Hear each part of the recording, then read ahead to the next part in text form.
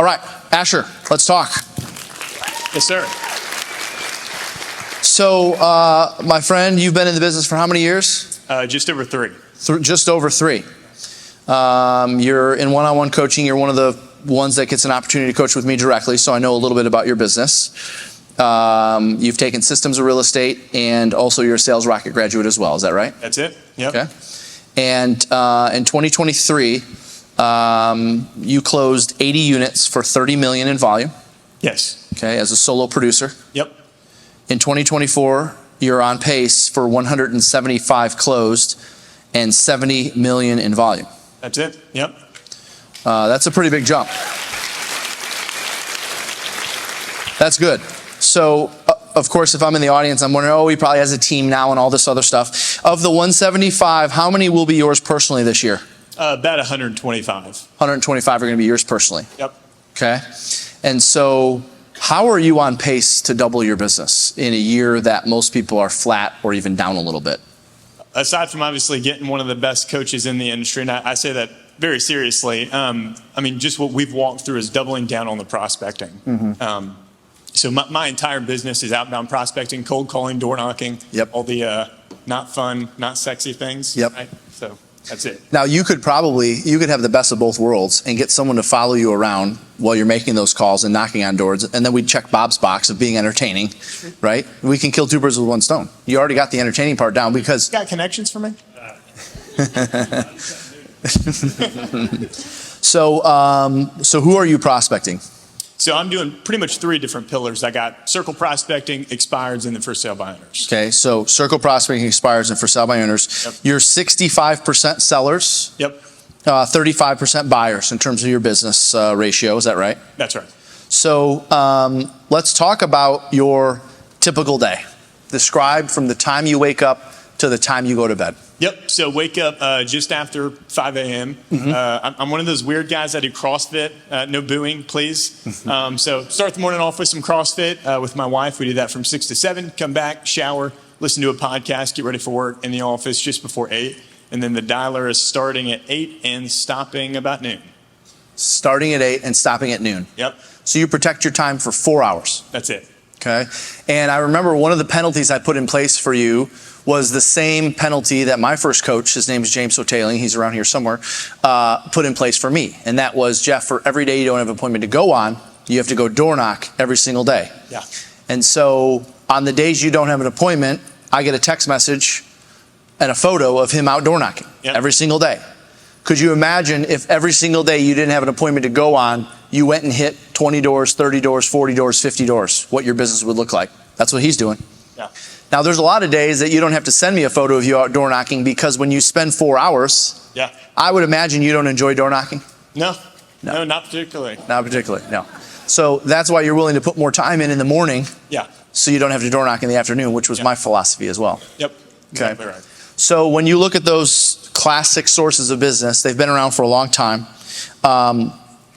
Keep going with the rest of your day. I'm sorry. After lunchtime, then what? Yep, no worries. So do a lunch break, kind of turn the phone off, kind of disconnect a little bit. Mm-hmm. And then the hour 1 to 2, I'll do any negotiations. So any contracts we get in, any offers, agent negotiations, any seller or client updates needed, do that from that time frame. Mm-hmm. And then pretty much from 2:30, some days till about 8, 9, it'll just be appointments. Okay. All the way in the afternoon. And then obviously, if not, I'm door knocking with listing agreements in my back pocket. Yep. And I think one of the first times you went out and did it, you sent me back a photo of a listing contract, and I was like, holy shit. The first one, you got a listing contract signed. At the door, first time, Yeah, just from someone you door knocked. Yep. Yeah. So if I'm in the audience, I might be wondering, okay, let's back up for a second. 8 to noon, 4 hours, seriously? What does that look like specifically? Like break down the actual hours and the mindset breaks and all that stuff. Because we have so much going on in this business. How do you keep from not answering this, distractions in your office? Talk to us about how you protect that time. Yeah, great question. So dialer starts at 7:59, right? That's what you talk about right at 8. You want to make sure you're the first voice they hear. Yep. And then that's always, I hit my expireds, and we've got canceleds. Yep. I mark it as well. Expires and withdrawn or expires and cancels. Yep. Yep. And I hit those until 9. Okay. Quick water break, about 5 minutes. So wait a minute, in a lot of markets, including yours, Yeah. there's not enough expireds to call for an hour. No. So when you say you hit those until 9, were you going back several days? What does that look like? Yeah, oftentimes, because we probably get maybe 7 to 10 a week, if that, and then some of those are owner agent, some of those are new construction. Yep. So I'm going back 6 months on a triple line dialer Yep. after about 8:30. Got it. Okay. All right. And then at 9 o'clock, you take your mindset break or you don't. What happens at 9? Yep. So then I go FISBOs. Yep. FISBOs. You move to FISBOs. Yep.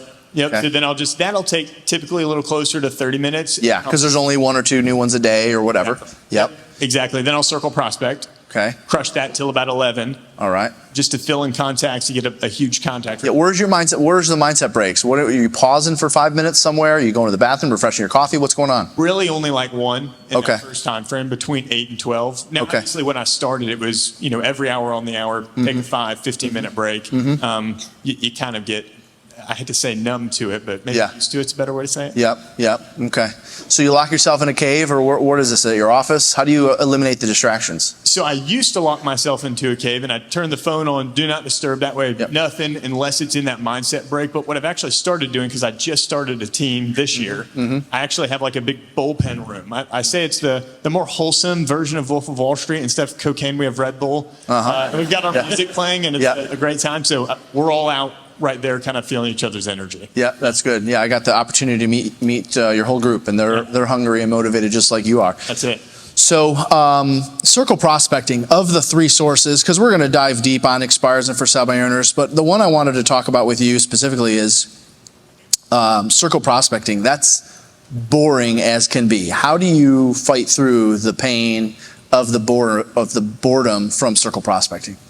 It's a numbers game. I know that if I talk to 10 people, I'm going to meet one. And if I meet one, there's a good chance, there's about a 90% chance in the next 6 months that I'm going to sign him. Yep. So it's just put your head down, know that the no's are going to yield yeses. Yep. That's just going to yield money. Yeah. Yeah. Okay. That's an easy way to look at it, especially when you look at the return after the commission check comes in. Yeah. So one thing that we've been working on in our coaching is, one thing I know a lot about a lot of agents that are hardcore prospecting agents like yourself, they tend to not be good at their database or social media. And so we're working on both, but one thing I have noticed is you're stepping up your social media game. So tell us a little bit about that. So I don't have any really cool videos or anything like Bob over here, but I've been challenged by one of my friends. I'm basically doing 5 days a week. I'm posting a reel on Instagram. It's either educational, or, real estate or not. I've been doing it a little bit more my city, just because there's a wider audience of people looking at maybe Chattanooga, North Georgia than there is real estate. Yep. And it's a lot less boring. So just one reel a week, Monday through Friday. All right. So I'm sorry, 1 a day. So 5 days a week. Yes, correct. Okay. Yeah. And where are you coming up with the ideas for each of them? Kind of like he said, just finding what's popular, what's working, what's trendy, what Yeah. maybe clickbaity in Yeah. other networks. In other industries. industries, yeah. Yep. Yeah. Okay, that's fair. So that hasn't been taking you off your schedule. When do you fit that in? 20 minutes during lunch. 20 minutes during lunch. Yeah. Yeah. Okay, that's fair. When you look at the number one thing that we've worked on together, or the number one thing that you've gotten from our time working together, what would that be? I think there's 2 things. Can I give 2? Sure. Is that fair? Number one, the mindset piece. I think being able to work with someone who has achieved the things I'm wanting to achieve, that's huge for me. So knowing, okay, somebody built up to 1,000 homes with their team, they've sold it, they've done it, huge proof of concept. Checks a lot of my boxes. Number 2, the challenges that you've seen. Okay, hey, you're at chapter 5 of this book right now. Yep. Here's what the next chapter looks like, and here's what you need to do to make sure you get through the book quicker. Yep. Right. That's right. So I appreciate that as well. Yeah, we've had some tough conversations as it relates to not just your personal growth, but okay, if you're going to make a decision to lead others, here's some challenges you're going to have as you grow. Yeah. And we certainly have worked through some of those. Absolutely. And they're not going to go away. Yep. Right. If there was any last piece of advice you'd give our audience in terms of what you're doing to build your personal production, when you look around your office, when you look around Chattanooga, what is the one thing that you think you're doing differently, which is why you're winning at a higher level than maybe somebody else? Staying consistent in the midst of the boredom. What does that mean? That means calling sucks. It's not fun. It's not sexy, but it gets results. Yep. So regardless of if I feel like doing it or not, do it. because that's probably when other people are going to stop. Why do you want it so bad? Because I have this vision to build a massive empire in my market, and it demands doing the things that we've talked about, that we've coached on now to get there when I'm, 24, 25, 26, 27. I'm sorry, how old are you? 22.